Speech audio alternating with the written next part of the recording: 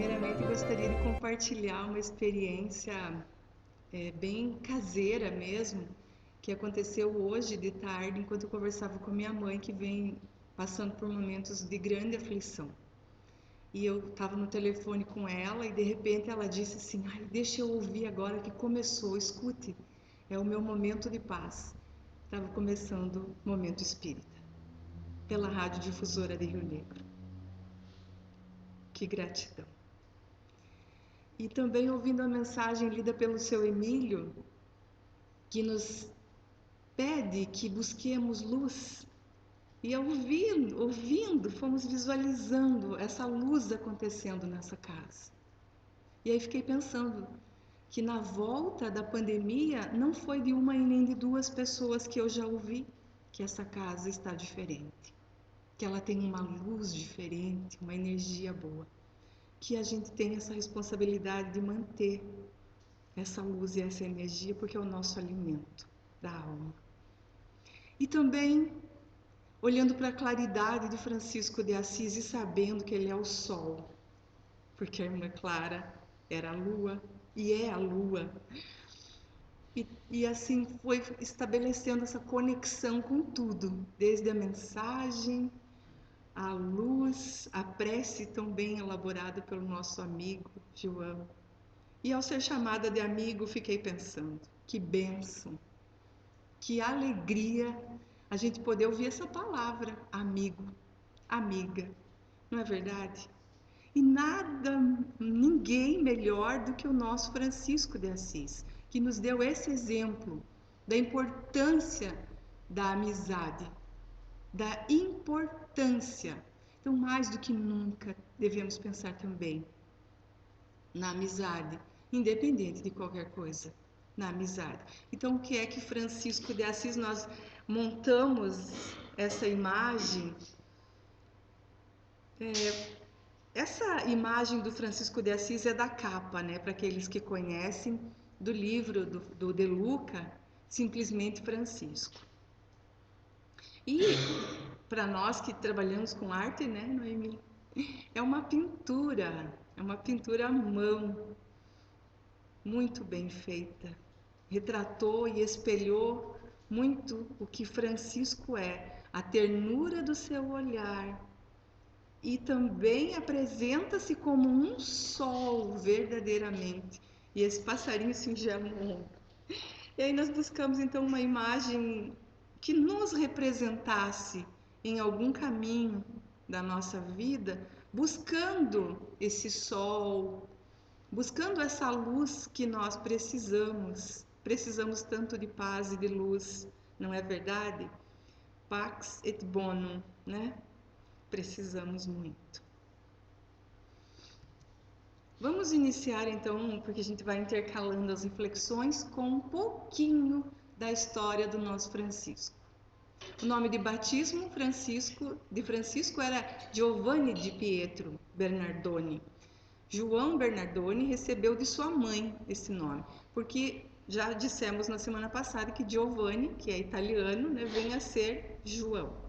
Então ele recebeu da sua mãe esse nome e ela agiu por intuição, o nome de João, o qual posteriormente foi substituído pelo pai por Francisco, em homenagem à França. Em Assis, o menino ficou conhecido como Francisco, ou seja, o pequeno francês. Nós também refletimos na semana passada que ele acabou nascendo numa manjedoura, mais ou menos assim, como a gente pode dizer, né? E agora, buscando assim uma reflexão, e nós, né? As nossas raízes. Então, nós convidamos a todos nós, neste momento, a pensarmos nas nossas raízes. Porque, óbvio que eu acredito que nenhum de nós aqui vai lembrar como que a gente nasceu. A gente sabe se foi de cesárea ou se foi do parto normal, porque contaram para nós, né? Tem registro também. Mas a gente não lembra lucidamente, ou eu estou equivocada e alguém lembra, do momento que surgiu aqui com esse corpinho novo que nós estamos hoje. Né? A gente não lembra, mas as nossas raízes, a nossa história, talvez um pouco da nossa infância, as nossas artes, né? Pensemos, como que foi tudo isso? O nosso nome, Antônio Carlos, Emílio, João, não é? Gustavo. Então, os nossos nomes, Lúcia, como que foi que a gente recebeu esse nome? Por que que nós temos esse nome? Já buscamos o significado do nosso nome, que ligação que ele tem, essas coisas todas? Um pouquinho da nossa história, o nosso berço, como que fomos acolhidos. Se a gente lembra como que era o nosso berço onde a gente dormia quando era criança, se a gente tem essa imagem, alguns de nós aqui o berço já é um pouco mais antigo, né? Talvez de vime, alguns já de madeira, mas como que foi toda a nossa infância, a nossa história, quando chegamos aqui? Então, fazendo esse mergulho para dentro de nós. Aqui é a cidade do nosso Francisco de Assis. Então, falando, né, sobre a reencarnação, essa nossa volta como espíritas que somos, entendemos que estamos aqui reencarnados. Não é o nosso primeiro corpo que recebemos aqui emprestado por Deus, nem será tão breve o último, porque ainda temos que passar por várias encarnações até atingirmos os nossos objetivos existenciais. Então, a reencarnação ela fortalece os laços de família, ao passo que a unidade da existência os rompe. Porque havia uma preocupação na época de Kardec, né? Que a reencarnação ela iria fazer com que esses laços de família fossem ficando estranhos, esquisitos. E aí está colocado lá no Evangelho segundo o Espiritismo, que é bem o contrário, que a reencarnação ela fortalece os laços. Nessas nossas idas e vindas, nós vamos nos reencontrando, vamos nos reajustando e vamos aprendendo a amar cada vez mais uns aos outros. Então, com a reencarnação, finalmente, a perpétua solidariedade entre os encarnados e os desencarnados. E daí, estreitamento dos laços de afeição. Com a pluralidade das existências, inseparável da progressão gradativa, há a certeza na continuidade das relações entre os que se amaram. E é isso que constitui a verdadeira família. Então, com toda certeza, todas essas nossas idas e vindas só há o fortalecimento dos nossos laços, e que continuam, que há, então, essa solidariedade entre as nossas existências, entre os mundos, essa palavra solidariedade que é tão importante. Francisco de Assis também foi o primeiro a montar um presépio, replicar, né? Ele tentou trazer para aquele povo, porque as pessoas não entendiam as missas, por exemplo, elas eram rezadas em outro idioma que as pessoas não entendiam. Então ele, com aquele amor ao próximo, se preocupou com isso, que fosse reproduzido de alguma forma que ficasse mais vivo na memória dos seus irmãos aquele momento especial da vinda do Cristo. Então ele monta esse primeiro presépio, né? Então a história do presépio está ligada a uma pequena cidade no Vale de Rieti, na Itália, onde São Francisco de Assis reproduziu pela primeira vez o nascimento do Cristo. Tomás de Celano, seu primeiro biógrafo, disse que ele se referia ao Natal como a festa das festas e a celebrava com devoção inenarrável. E nós? O que nós sentimos quando se aproxima o período do Natal? Nos aproximamos de Francisco de Assis entendendo que o Natal é a festa das festas. E também temos essa devoção inenarrável, como o biógrafo de Francisco disse. Como que nós encaramos essa festa que é o céu desce à terra, né? no período do Natal, sentimos a vibração diferente, sentimos o amor. É um período propício, inclusive é feito muita coisa no período natalino, que deveria se estender, né? Óbvio, por todo o ano. Mas em especial em dezembro, a gente já entra em dezembro com aquele cheirinho de grama cortada, com aquelas coisas assim que eu não sei vocês, para mim, pelo menos, grama cortada me lembra Natal e me dá uma coisa boa, uma nostalgia boa. Talvez quando eu era criança, talvez eu tenha sentido esse cheirinho em algum período que tivesse próximo. Eu não sei vocês, se vocês têm alguma coisa, algum cheirinho que lembre Natal, algum momento especial, mas que essa festa das festas seja sempre para nós Jesus, que seja sempre essa súplica em nós mesmos, que a gente possa se aproximar cada vez mais dele. Paulo de Tarso teve o seu momento quando ele caiu do cavalo, né? Ele caiu do cavalo, cegou, a luz apareceu e ele ouve aquela voz: por que me persegues, né? E há então naquela estrada de Damasco a grande mudança. A Francisco de Assis foi o momento em que ele estava no cavalo também, estava a cavalo, e ele passa por um leproso. E a primeira sensação que Francisco de Assis tem é uma sensação de nojo, não queria chegar perto. E estava muito frio, e aquele leproso estava com vestes fininhas. E ele sentiu um impulso e desce do cavalo, tira a sua capa, veste o leproso e o beija. Este momento é a conversão. Foi o momento em que Francisco de Assis despertou para o que ele já era. Porque nós sabemos que a natureza não dá saltos.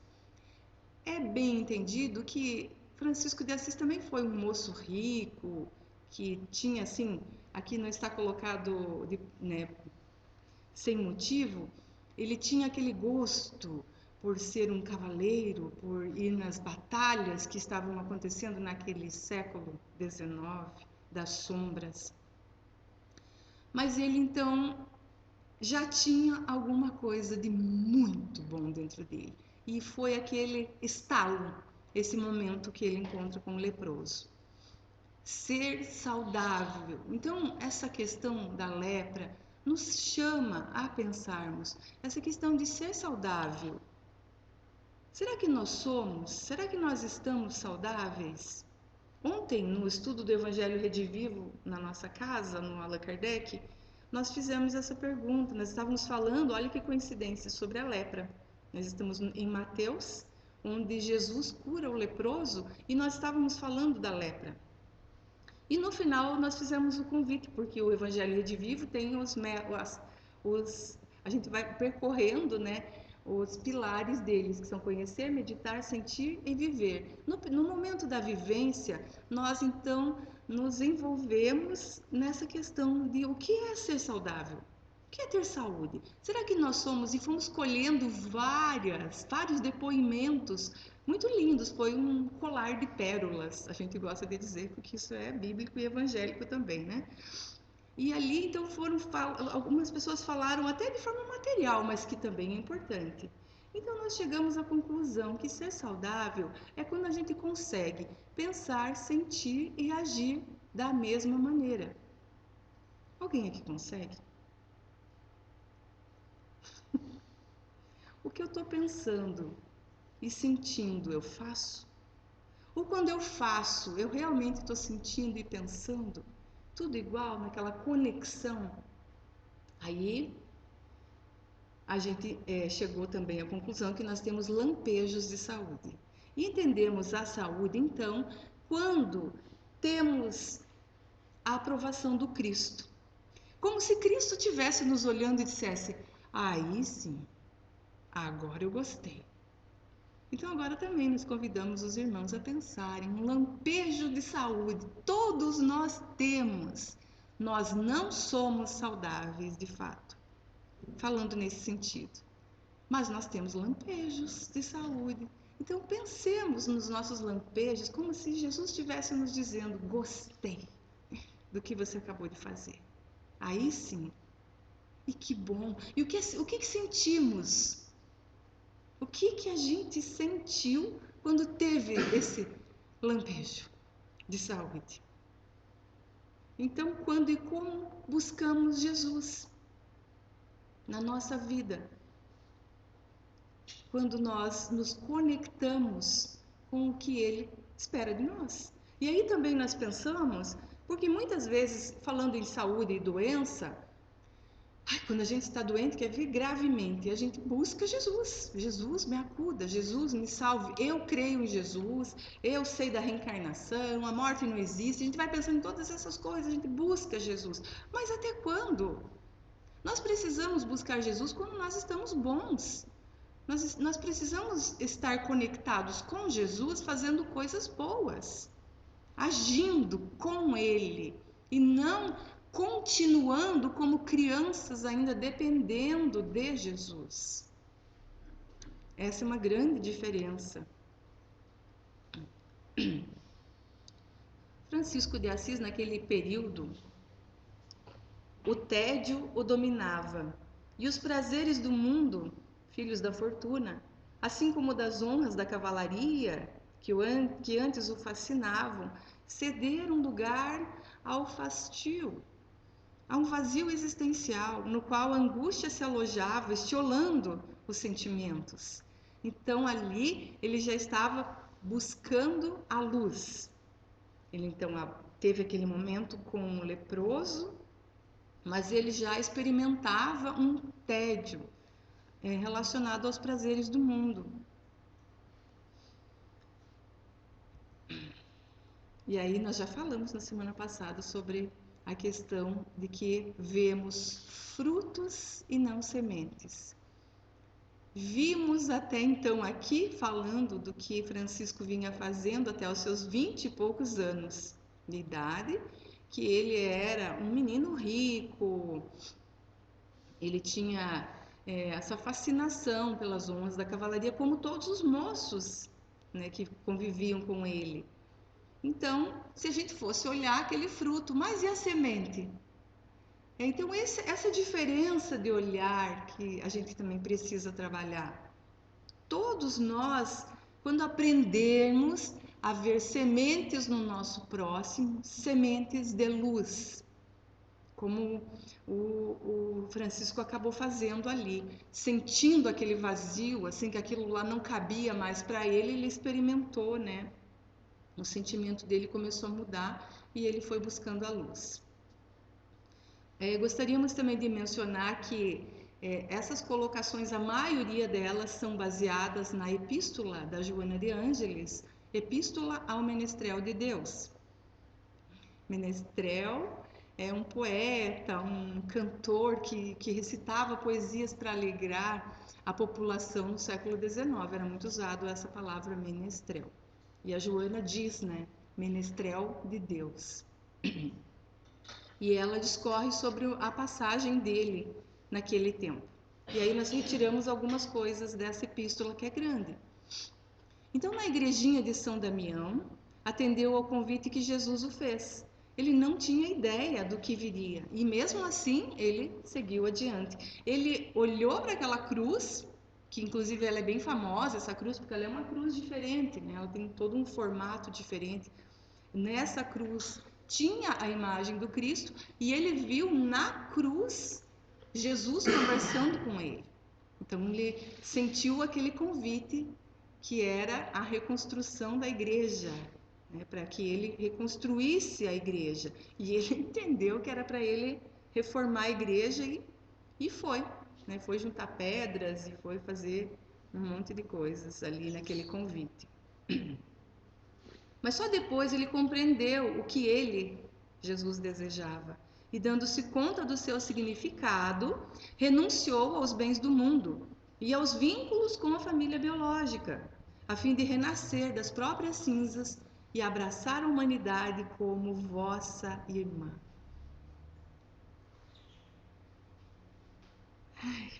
Então ele, de homem rico, ele passa a renunciar a tudo o que ele tinha, dando-nos um exemplo de fraternidade.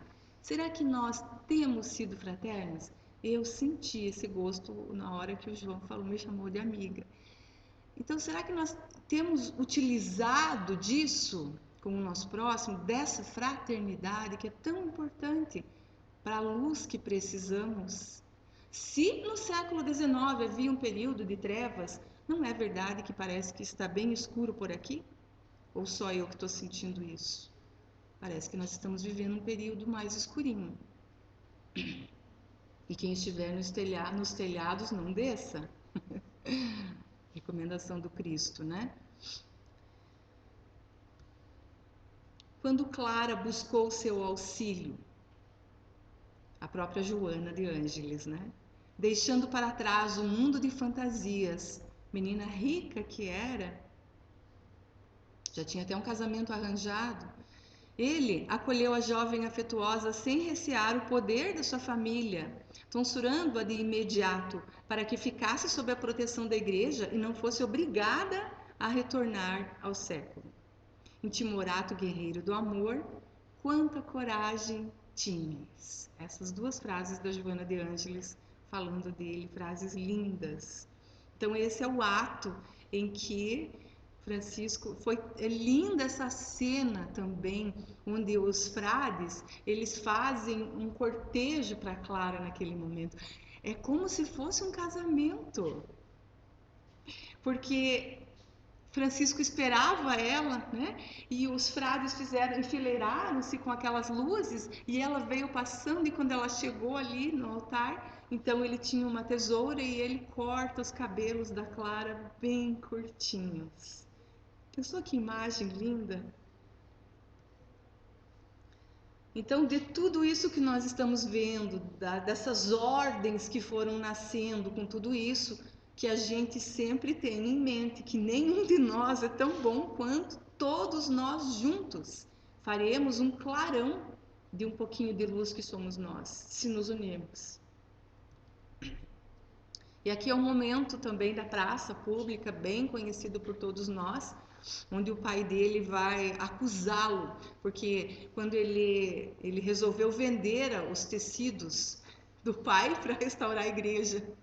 Então ele foi lá, entrou nas prateleiras dos tecidos finos do pai dele, vendeu para restaurar a igreja. E o pai dele ficou muito indignado com isso. Ficou super indignado e levou ele à júri. Então é nesse momento que ocorre a nudez dele em praça pública. Desnudado-vos em plena praça, renunciaste a tudo, iniciando a trajetória pela via dolorosa, cantando os dons da pobreza e a fortuna da humildade. Aqueles que vos conheceram anteriormente, quando jovial e extravagante, não puderam acreditar na grande revolução interna e pensaram tratar-se de alguma nova excentricidade. Acharam que ele estava, né, sendo excêntrico, quase que um exibido, alguma coisa assim. O que significa isso? Todos ficaram, né, assustados. Então nós, enquanto olhando essa cena, devemos pensar que devemos ser, sim, a mudança que nós queremos ver. Francisco agiu assim. Ele não foi lá pedir para que as pessoas fizessem voto de pobreza. Ele fez o voto de pobreza. Ele não foi pedir para ninguém se desvencilhar de fortuna. Ele se desvencilhou da fortuna. Então, aqui parafraseando Gandhi, que nos convida a sermos nós a mudança que queremos ver no mundo. Cada um de nós. O que é que a gente precisa mudar? O que é que está nos faltando, né? E refletindo com Fénelon, e às vezes a gente não conhece a imagem dos nossos expoentes do Espiritismo, trouxemos a imagem do Fénelon. Que tormentos, ao contrário, se poupa aquele que sabe contentar-se com o que tem, e que nota sem inveja o que não possui, e que não procura parecer mais do que é. Esse é sempre rico, porquanto Se olha para baixo de si e não para cima. Vê sempre criaturas que têm menos do que ele.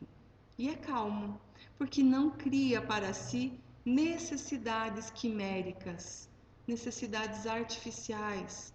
E não será uma felicidade a calma em meio às tempestades da vida? Essa frase do Fenelon também é uma vivência para nós, é um convite à vivência. Quando estamos em aflição, quem lembra de ficar calmo? A gente quer ficar aflito, porque o momento nos convida a isso. E o Fenelon vem nos convidando a fazer o caminho contrário. Se o teto está caindo na nossa cabeça, calma.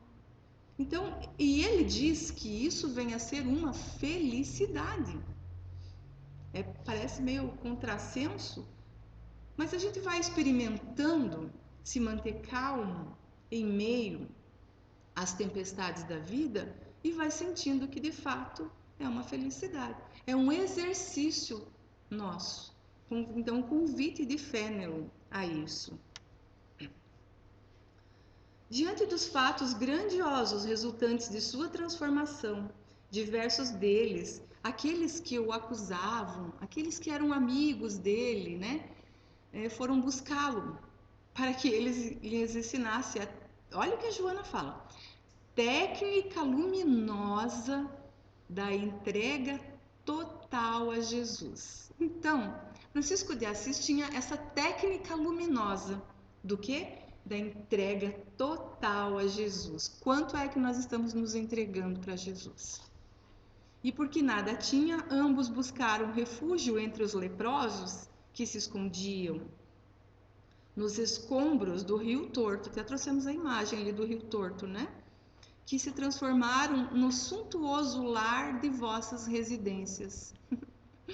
Não faltaram aqueles contemporâneos que o definiram como um bando de vagabundos e desorganizados, porque eles se encontravam asfixiados pelos gases das utopias e falácias do corpo transitório, embora os vossos feitos em favor dos infelizes. Era, porém, a mentalidade da época de trevas e de ignorância que ele conseguiu iluminar.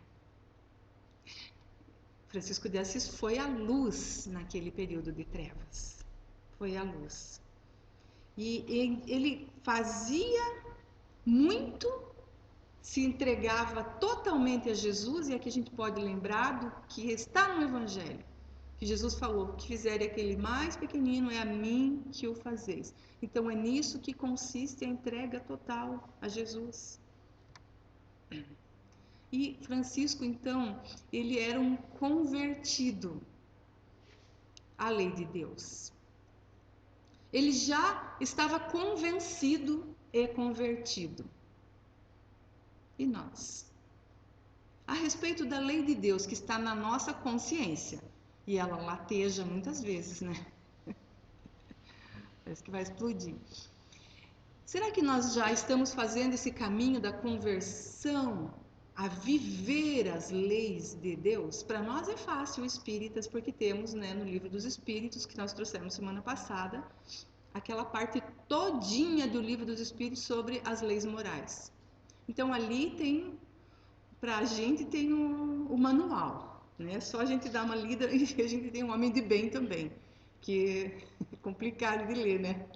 A gente fica meio depressivo quando começa a ler os caracteres do homem de bem, que a gente vai sentindo ali que a gente vai ficando envergonhado, na verdade, né? Porque a gente ainda não consegue ter essa entrega total a Jesus, estando convertido, como Francisco de Assis já o era naquele tempo. Ainda já estamos mais ou menos convencidos, acredito que sim, convencidos da lei de Deus. Temos certeza que Deus é perfeito e as suas leis são perfeitas, e como ele, imutáveis, imateriais, não é? Mas estamos convertidos a essas leis? O de Francisco é o Jesus da simplicidade, da pobreza, do amor aos infelizes, da renúncia às ilusões, e da sublimada entrega a Deus. Esse é o Jesus dele. E o nosso? Como nós temos o nosso Jesus? A gente vê muito aquela. A gente vê muito a parte de a gente achar lindo Jesus, olhar o Evangelho e achar lindo, achar emocionante, achar as curas impressionantes, achar o sorriso, achar as lágrimas, achar o momento em que ele viu os dentes do cão e disse que dentes lindos, e ficar pensando em todos esses exemplos. Mas será que a gente já tem esse Jesus que o Francisco tem? Da simplicidade, da pobreza, do amor aos infelizes, da renúncia às ilusões e dessa entrega a Deus? Pelo menos já estamos experimentando um pouquinho, será? Então ele via ali no Palácio de Latrão, em Roma, ali trouxemos até a imagem, né, do Palácio de Latrão, o anticristianismo, o burlesco, o jogo dos interesses vis, nos quais Jesus estava ausente. As suas palavras e exemplos tornaram-se estrelas, iluminando a grande noite da Idade Média, e avolumaram-se aqueles que buscavam Jesus despido das mentiras humanas e dos rituais enganosos da tradição teológica. Nós sabemos que durante a trajetória de Francisco, quantos se converteram? Até dois grandes amigos dele, que eram bem poderosos, se converteram rapidamente também a esse voto de pobreza. Seguiram ele. Olha o magnetismo de Francisco, que falava, pensava, agia e sentia da mesma forma, saudável. E nós, como espíritas, né, falamos aqui no começo sobre esse ambiente, nós temos uma certa responsabilidade, né, de nos mantermos, então, pensando sempre a casa que frequentamos, os amigos que temos, de nós nos unirmos e de não e deixarmos de lado, como assim, existe uma preocupação da pureza doutrinária, como o João falou, é bem importante as obras básicas do Espiritismo, incluindo também as revistas espíritas. Agora está sendo feita a leitura do Obras Póstumas, que livro. Mas é importante a gente pensar na pureza evangélica dentro das nossas casas espíritas, remetendo à casa do caminho, àqueles que começaram, porque o Espiritismo é o Evangelho redivivo, é o cristianismo redivivo. Então é importante, principalmente nesses momentos escuros, que a gente busque essa luz da simplicidade, né, desse amor, dessa união, que é o que Jesus espera de nós, de fato. Então, da nossa responsabilidade enquanto espíritas, lembrando que nós estamos na família de Francisco de Assis e não há o que negar. Somos todos parentes. Quem viu o filme Divaldo?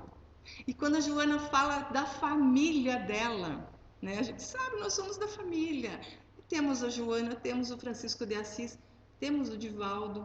Nós somos desta família, não excluindo ninguém, ninguém das outras religiões, ninguém que nem tenha religião, porque eles estavam falando ali de humanidade. Nós estamos apenas aqui falando da responsabilidade enquanto espíritas que somos, da nossa responsabilidade maior, e não e nunca jamais excluindo alguém dessa família, jamais, né? Estrelas iluminando a grande noite da Idade Média. Era Francisco ali com aquela fala dele, que ele tinha aquela fala mansa, suave, de uma beleza incomparável. Então ele cativava as pessoas à sua volta. E a Joana diz que eram como estrelas que iluminavam a fala dele, o que ele dizia. Ele passou por pedradas, humilhações de todo porte, perseguições, zombarias, fome, necessidades. Mas ele transformou isso em estímulo para sua incomum entrega a Deus. Ele era acostumado antes ao conforto e ao luxo, ao poder e ao destaque entre os endinheirados. Era natural que ele buscasse o equilíbrio entre a posse e o possuidor, resolvendo então por nada possuir.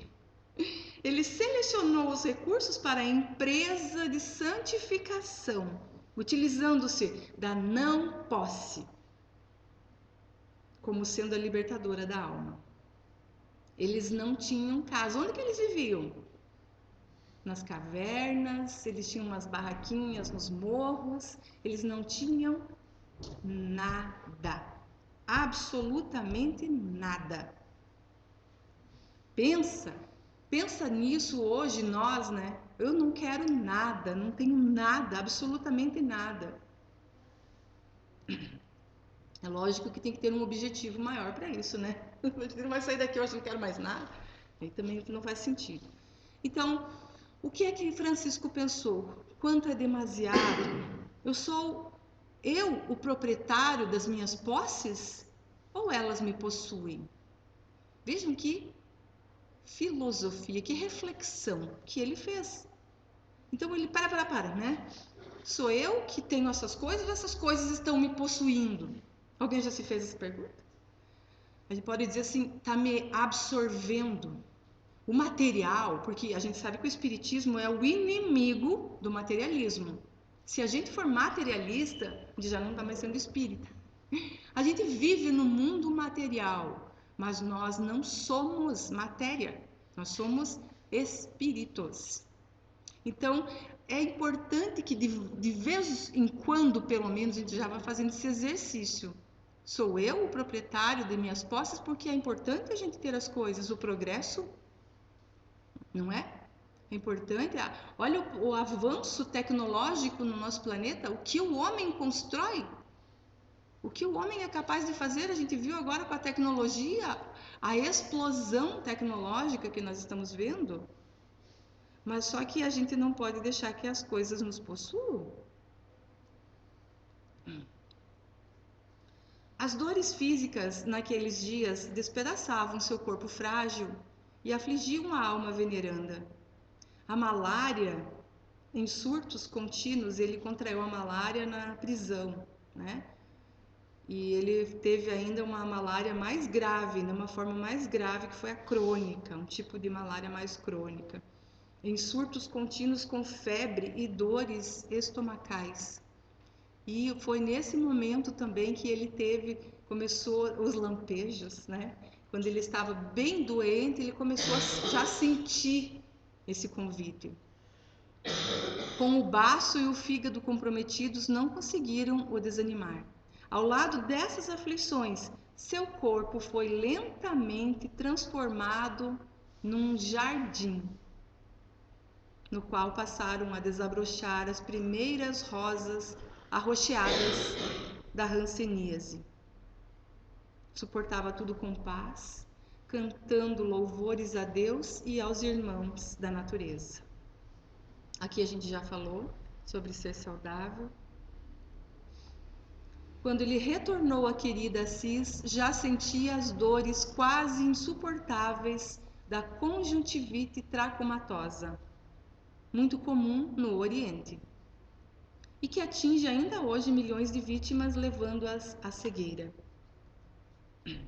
Aconselhado por Frei Elias e Cardeal Ugolino, que o amava, aceitou submeter-se ao tratamento especial contra o tracoma Henriette. Nas mãos do médico, que aqueceu 2 ferros até os tornar brasas vivas e o cegou. Na ignorância presunçosa, atribuindo-se conhecimentos que não possuía, abrindo em sua face 2 imensas feridas que chegavam às orelhas. E nem sequer reclamou, exclamando confiante: ó irmão fogo, sê bondoso comigo nessa hora. Como se não bastasse posteriormente, a fim de estancar a purulência dos seus ouvidos, novamente experimentou barras de ferro em brasa que os penetraram, sem que exteriorizasse um gemido único. Anelava por viver e sofrer como ele vivera e sofrera, embora se considerasse inútil servo ou um homem inútil. Com o coração trespassado pelas setas contínuas da ingratidão de muitos, que agasalhou no peito como se fossem cordeiros mansos, embora fossem serpentes venenosas que o picaram 1000 vezes, assim mesmo continuou amando-os. Assim é o mundo, com as suas mancomunações. Os utilitaristas e a sua perversidade sempre estão presentes em todos os lugares, nos adverte Joana de Ângeles. Aqueles, porém, que os atraiçoaram também morreram, pobrezinho de Deus, e despertaram com ranceníase na alma, não vós. Ave canora que éreis, ascendestes na escala da evolução, vencendo todos os limites e dimensões do conhecimento recebido por ele, que vos aguardava com a ternura infinita que reserva para aqueles que o amam. Ei-los, os ingratos que se encontram de volta à terra nestes dias, recordando-vos, arrependidos e afáveis, buscando a reabilitação. Apiedai-vos de todos eles, os vossos crucificadores, e amparai-os na esperança e na coragem, para conseguirem a autoiluminação. Menestrel de Deus.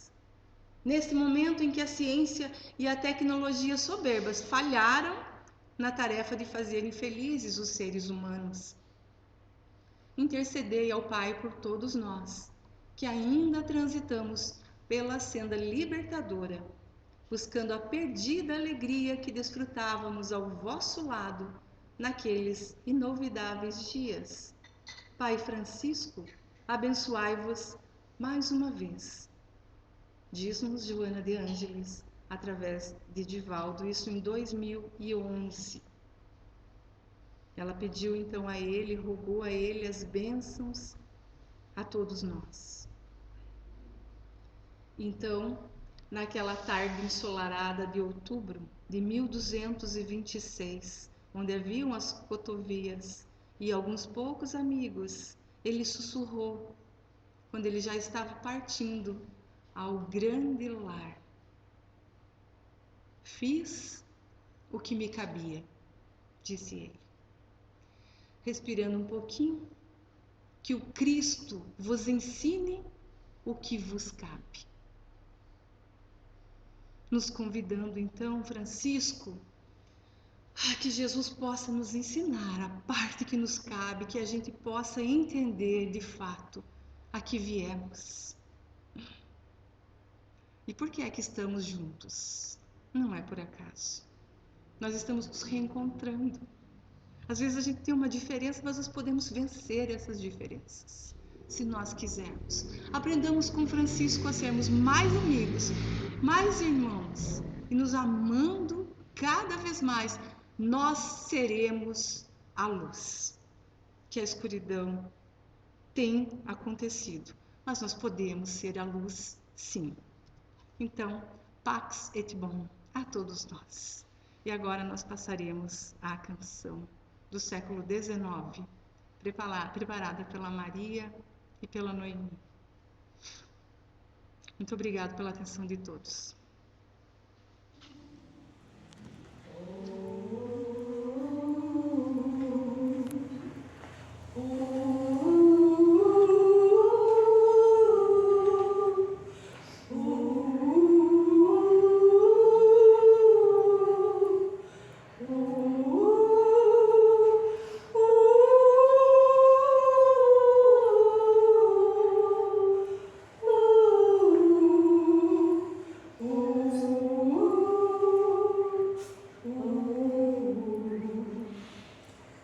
Pai nosso que tu estás, com os que